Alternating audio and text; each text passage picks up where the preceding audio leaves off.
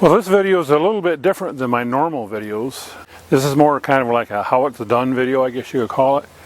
And because there's some interest in it, what this video is going to show you is how I connect my towed vehicle up to the RV and all the steps that are involved. This may be helpful to anybody that is contemplating doing a towed vehicle at some point. However, be aware that this procedure is actually specific to the towed vehicle itself, because each vehicle has different requirements. I used to keep all the odds and ends for the towing system in this little blue bag in the trunk of the car. So I got to open the bag up here and get the stuff ready to go.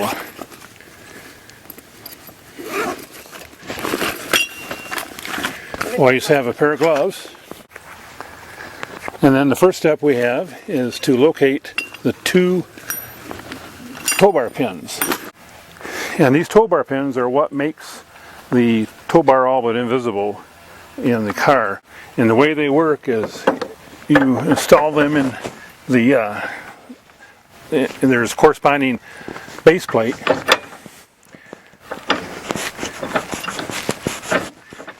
And then you push them in until the end locks, and then you turn it, and then it snaps in place and it's in. So in other words, this goes in and rides against this, which locks it in place.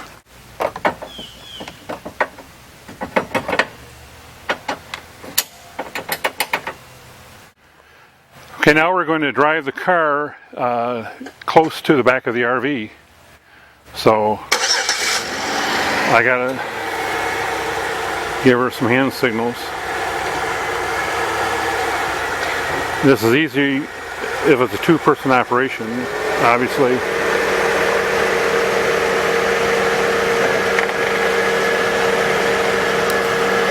Okay, that's about where it should be. And then we'll continue the setup from there.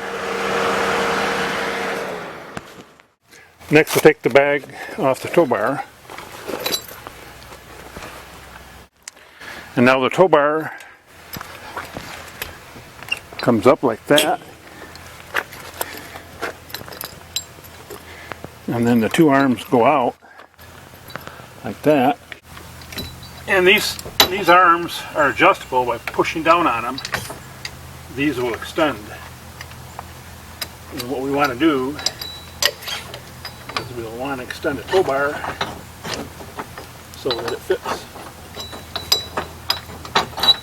in here. And you got to be careful about these pins. They can only go in one way safely. Down like that.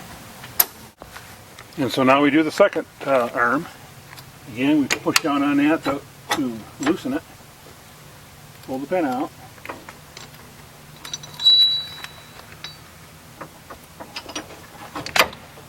Put the pin back in. And use this clevis to lock it. Now you'll notice that the tow bar is not even, and that's okay, because as we drive forward the pins will spread out and lock in place. So next we have to put the other safety harness stuff on here, and these are rated for 7,500 pounds, and they go under the tow bar through here, and then there's a little rubber catch that goes in there like that, keeps them coming out. And then of course we want to cross these over.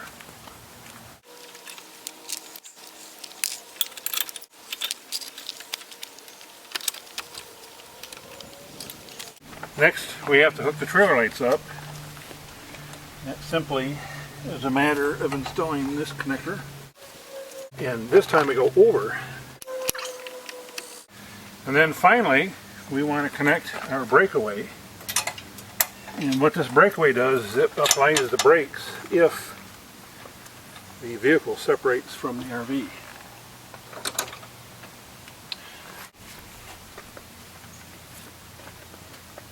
If you saw one of my other videos, you know how critical this is to install correctly, and that if you don't install it correctly, you can burn out the brakes. So the first thing I want to do is connect to the antenna. And actually what I want to do is I want to put this in neutral first. And to do that, I got to turn it on accessory, and then I can put it in neutral. Now I can put the brake system on the floor. And then I need to hook up the Breakaway.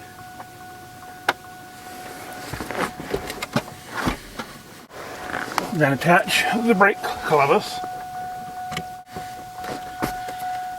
And then I will drape the antenna over the mirror and finally plug it in.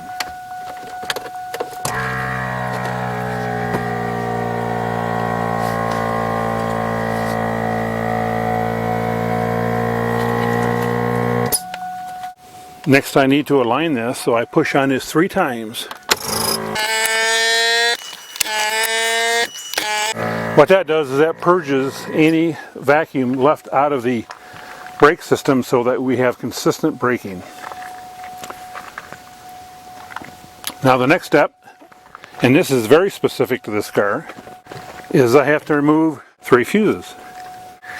The fuses are in this panel. So I pop this panel off and I use a little pair of pliers because one of the fuses are hard to get to. And I've actually marked the 3 fuses. And again, this is going to be specific to each vehicle. Some vehicles don't require any. Some require 1, but this one requires 3. Now one of my future projects is I'm going to put a switch in here so I don't have to do this, because this is actually the worst part about it. But you notice that once I pull those 3 fuses, my chimer that warns of the key and ignition went out. We need to come around and double check, make sure the taillights are not on. If the taillights are on, the brake is dragging, and I know that that can't happen. Nothing good can come of that, because it cost me $1,000 to get the brakes fixed because I was dragged the brakes one time. Check the air tire pressure in all 4 tires before we get ready to tow. That one looks okay. I'll go around and check the rest. By the way, this is a Stanley FatMax 900 amp power supply battery. And I always carry it with me in the towed vehicle, because you never know, in case the battery ever dies, because you are drawing battery power with the braking system, I can always start the car with that. So now I'm going to start the RV and move it forward just slightly until these 2 bars are fully extended.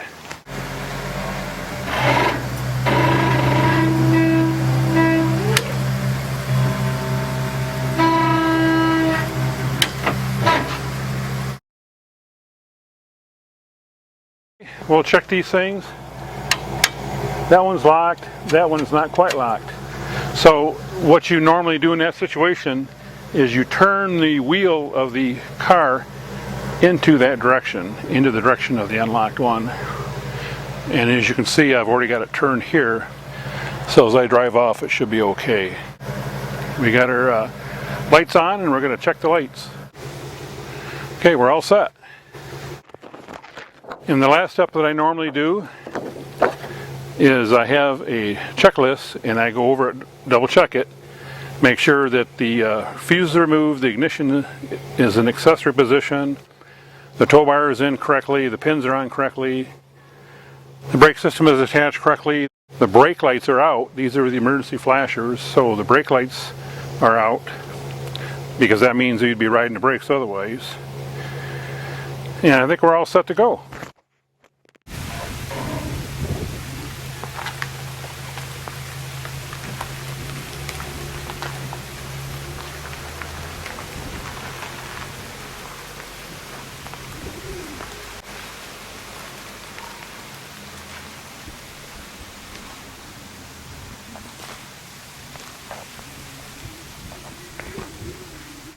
One thing you should never do is back up when you are connected, because you can damage your vehicle.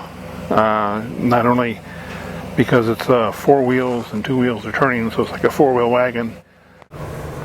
And from in the cab area, I got to turn the monitor on, and I see that It's reading it. I can do a brake test.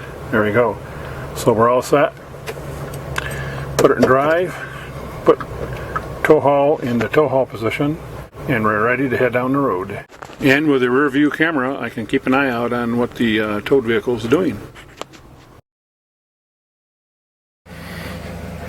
Quite often when we get to our location, we will disconnect at the entrance because it's a lot easier if you have somebody with you to follow you in the car than it is to try to disconnect at the campsite. So that's what we're going to do. We're going to disconnect early.